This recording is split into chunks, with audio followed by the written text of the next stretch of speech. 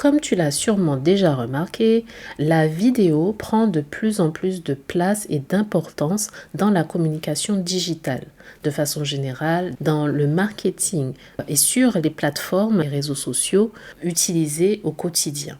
C'est d'ailleurs mis en avant par les différents algorithmes. Alors, pour quelqu'un qui n'ose pas forcément se montrer, qui n'est pas à l'aise face à la caméra et qui aimerait le devenir, eh bien, c'est peut-être un peu compliqué. Mais pas de panique, devenir à l'aise face à la caméra, ça s'apprend et c'est possible. Quand j'ai commencé à développer mon activité au tout début, eh bien, je ne voulais pas me montrer sur les réseaux. Je n'osais pas me montrer sur les réseaux, mais alors pas du tout. Et ce n'était même pas le concept actuel, c'était un blog. C'est te dire à quel point j'étais loin d'imaginer que j'allais faire des vidéos à un moment. Et pourtant, je suis passée de 0 story, 0 vidéo, rien du tout, à développer ma chaîne YouTube là aujourd'hui où je commence les débuts sur YouTube. C'est possible. Initialement, j'avais peur de me montrer, un peu peur du regard des autres, à se dire oui, mais qui est-ce qu'elle est, elle, pour venir parler sur les réseaux, etc. Et peur aussi de ne pas faire pro. Mais au final, ça veut dire quoi? Petit à petit, ça a changé parce que concrètement, tout ça, c'est des freins que l'on se met, des barrières que l'on se met, mais qui servent à rien. Aujourd'hui, je fais des vidéos, je trouve ça même amusant et je commence à développer ma chaîne YouTube. C'est encore en apprentissage, il y a des choses à tester, ce n'est pas ultra naturel peut-être, mais on s'y fait petit à petit, ça progresse et je compte bien continuer à progresser, à développer mon aisance face à la caméra et ma fluidité sur mes vidéos. Ce qui m'a aidé, ce n'est pas arrivé comme ça par magie, c'est pas un déclic du jour au lendemain. Pour moi, ça a été une progression petit à petit. Ça a été des petites vidéos très courtes au départ. Ça a été des petites vidéos seulement dans mon groupe privé au départ parce que je me sentais plus safe de me lancer dans un petit groupe. Et puis, avec le temps, petit à petit, l'aisance en arrivant, le fait de voir que ça plaisait ce que je partageais aux personnes intéressées par les sujets, tout ça, ça m'a un peu rassurée, ce qui fait que j'ai pu développer davantage cette compétence jusqu'à me dire, allez, je vais me former et me lancer sur YouTube.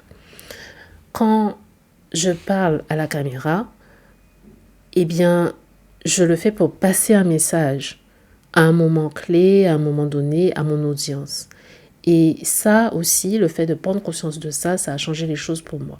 Alors aujourd'hui, je vais te partager différentes choses à considérer si tu veux dépasser ta peur de la caméra, si tu veux être plus à l'aise face à la caméra.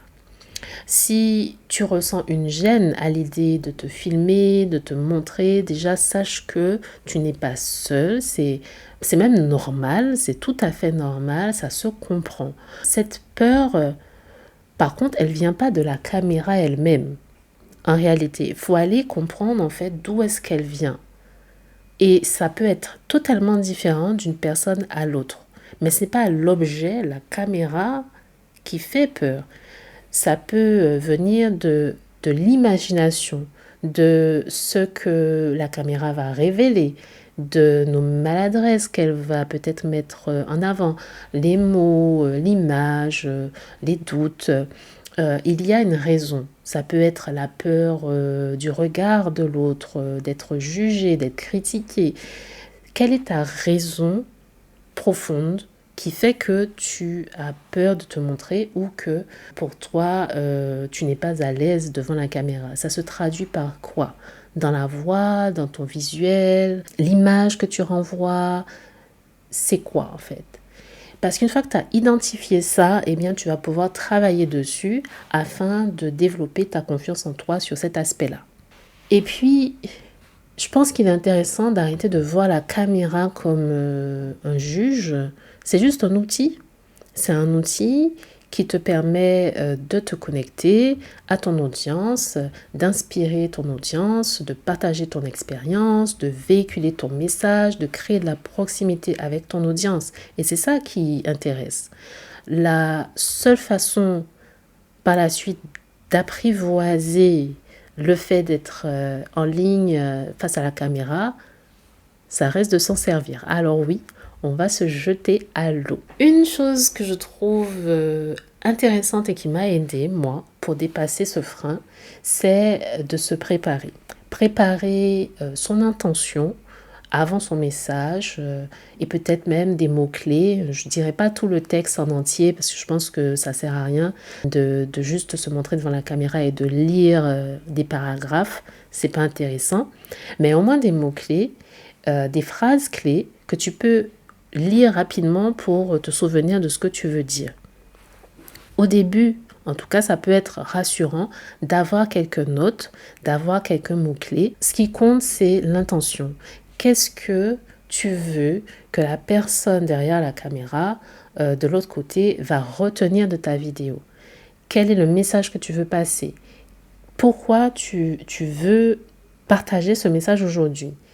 Et simplement des points clés de ton message, réfléchir un peu à ta structure, à ce que tu veux dire, eh bien, ça suffit déjà pour gagner un petit peu plus de confiance, se sentir un petit peu plus à l'aise. Deuxième chose qui m'a bien aidée, c'est de regarder la caméra en se disant que c'est une personne, juste une personne.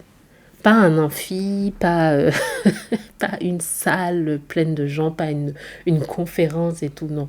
Juste imagine-toi en train de parler à une personne de ton audience, un ami, une connaissance, un membre de ta famille. Imagine qu'il y a une personne devant toi. Tu t'adresses à cet ami, à cette cliente, à cette personne qui te fait confiance et oublie le fait que c'est une caméra. Visualise son visage, sa réaction, son regard. Tu fais une conversation avec cette personne et ça change tout. Ta voix devient plus neutre, plus chaleureuse. Ton ton est plus naturel aussi. C'est plus simple, je trouve. Et ce qui m'a aidé aussi, c'est de faire simple. Ouais, faire simple et progresser à mon rythme plutôt que de me mettre la pression et comparer avec ce qui se fait à côté, avec les autres créateurs, etc. Non, pas du tout. On ne vise pas la perfection dès la première vidéo, mais simplement à commencer, à se mettre en action, à passer à l'action. Une stories de 15 secondes, une courte capsule, c'est déjà un bon début. Faire au fur et à mesure et augmenter après la durée avec le temps, améliorer la fluidité, revoir les tics de langage, les choses à corriger, etc. Avoir un peu plus conscience de comment on parle, comment on se présente au fur et à mesure. Mais tout ça, on ne peut pas le faire si on n'a pas commencé. Donc ce processus progressif doit bien commencer quelque part. Personnellement, ça m'a aidé de déplacer le blocage, de commencer par juste quelques secondes en stories, en ayant une certaine régularité. C'est-à-dire une fois tous les jours, pendant 30 jours, ça peut être un bon défi pour commencer, ou bien une fois ou 2 fois par semaine. Mais se lancer un petit défi comme ça, un challenge, ça aide à passer à l'action et à développer son aisance. Chaque vidéo publiée, c'est un pas de plus vers l'aisance. Les vidéos parfaites, ça n'existe pas. Ou en tout cas, il faudrait énormément d'heures de temps pour pouvoir en réaliser une. Et si tu es en side business, clairement, tu n'as pas ce luxe. Alors oui, on bafouille parfois, oui. On prononce pas super bien parfois, ça arrive à tout le monde. On peut corriger ça après au montage, il y a des tics de langage, des hésitations, etc. On peut corriger ça au montage et on peut aussi tout simplement laisser comme ça parce que ça rend le message beaucoup plus authentique. En face, les gens, ils ont envie de voir qu'il y a une personne qui leur parle, pas un robot, pas une machine parfaite qui ne se trompe jamais, qui a un pitch parfait, parce que on ne pourrait pas réussir à s'identifier à ça. Ok, les gens qui te suivent, qui vont t'écouter, qui vont s'intéresser, c'est des personnes aussi qui ont envie de pouvoir s'identifier à ce que tu partages, se reconnaître dans ce que tu fais. Donc, c'est ok si ton pitch n'est pas parfait, si il y a des choses à améliorer, c'est ok, c'est humain. C'est humain. On progresse au fur et à mesure. Donc, acceptons l'imperfection qui fait que nous sommes humains. C'est normal et c'est nécessaire. Autre chose qui m'a aidée, c'est d'accepter aussi qu'on ne peut pas plaire à tout le monde. Et heureusement. C'est sans doute une grande libération, ce dernier point, parce que tu ne fais pas des vidéos pour tout le monde. Déjà, commençons par là. Ton entreprise, elle n'existe pas pour tout le monde. Tu as une cible, peut-être persona, 2, 3 personnes clés auxquelles tu penses lorsque tu as démarré ton entreprise. Tu as une communauté que tu vises. Il y a des personnes avec certaines caractéristiques, certains traits qui peuvent être plus intéressés par ton message que d'autres. Eh bien, c'est la même chose, hein, si ton blocage, il est sur ta voix, sur ton image, sur ton paraître, et que tu aimerais plaire à tout le monde, bon, hein, pourquoi faire? Pourquoi faire? Rappelle-toi juste ton pourquoi. Pourquoi à chaque fois tu allumes la caméra? Pourquoi est-ce que tu viens discuter devant ta caméra? L'idée, ce n'est pas d'être aimé par tout le monde.